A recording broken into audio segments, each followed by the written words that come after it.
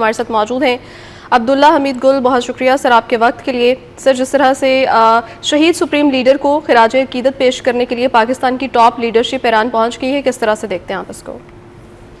بسم اللہ الرحمن الرحیم، بہت اچھی بات ہے جی۔ یہ ایک وہ کہتے ہیں نا کہ دو بھائی جو ہوتے ہیں ان کے اندر غمی خوشی کے اندر تو شرکت بڑی لازمی ہے، اور میرے خیال میں یہ وقت کا تقاضا بھی ہے۔ اور ایرانی قوم میرے خیال میں اگر کسی ملک کا انتظار کر رہی تھی کہ کوئی آئے گا تو وہ پاکستان ہے الحمدللہ، اور میرے خیال میں پاکستان کی ملٹری اور سول لیڈرشپ دونوں جا کے اس بات کا انہوں نے بتا دیا ہے کہ پاکستانی پوری قوم ان کے ساتھ کھڑی ہے۔ صرف یہی نہیں بلکہ اس کے علاوہ بہت سارے میرے خیال میں عام لوگ بھی گئے ہیں، سیاستدان گئے ہیں، بہت سارے میرے خیال میں اہم لوگ ہیں جو کاروباری لوگ ہیں وہ بھی گئے ہیں۔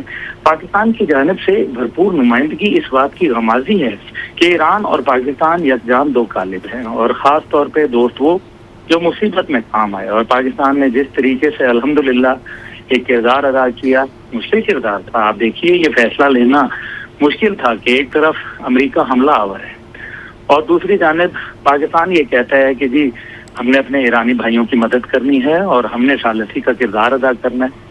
کوئی اور دنیا میں مائیکا لال نہیں تھا جو وہاں کھڑا ہوا جس نے یہ فیصلہ کیا کہ جی ایران کے لیے ہم کھڑے ہوں گے۔ 193 کنٹریز یونائٹڈ نیشن کے اندر موجود ہیں، اور پاکستان وہ واحد ملک تھا جس نے یہ کہا 193 کنٹریز میں کہ ہم کھڑے ہوں گے اور ہم جو ہے وہ بات کریں گے، ثالثی کا کردار ادا کریں گے۔ یہ بڑا ایک تاریخ ساز لمحہ تھا۔ یہ اس سے کم نہیں تھا جو مارکہ حق میں ہمارے فیلڈ مارشل نے فیصلہ کیا تھا کہ ہم جنگ میں جائیں گے اور انڈیا کا جواب جو ہے 1 سے 10 کا جد دیا جائے گا۔ تو یہ بہت بڑا فیصلہ تھا، یہ معمولی بات نہیں تھی۔ دیکھیں آپ خود سوچیں، 2 سپر پاور ہیں، دونوں نیوکلیئر پاور ہیں، ایران کے اوپر حملہ آور ہیں، نان نیوکلیئر کنٹری کے اوپر، ایران کو بھی شاباش ہے، سلام ہے۔ اور پھر لیڈرشپ، کیا خوبصورت لیڈرشپ کہ جس نے سب سے پہلے شہادت کے مرتبے پہ خود فائز ہوئے اور بعد میں قوم سے جو ہے وہ انہوں نے قربانی مانگی۔ کیا بات ہے!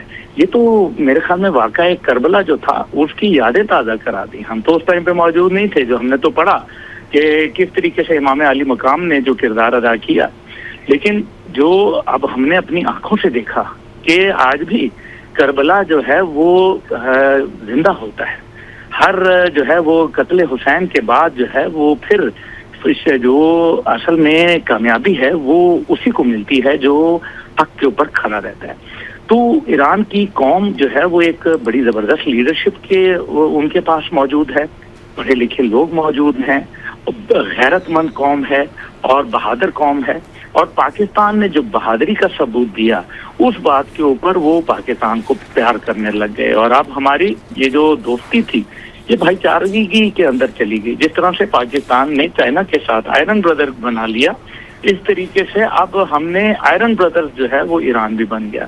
تو الحمدللہ ہمارے جو بارڈر ہیں وہ سیکیور ہوتے چلے جا رہے ہیں۔ اب اللہ کرے کہ ہمارا افغانستان جو ہے وہ بھی صبح کا بھولا ہے، شام کو انشاءاللہ گھر ضرور لوٹے گا، مجھے پوری امید ہے۔ ہاں، بھارت جو ہے وہ تو فتنہ فساد ہے، اس سے تو آپ کبھی بھی ٹھیک ہے سر، آپ ساتھ ہی موجود رہے گا۔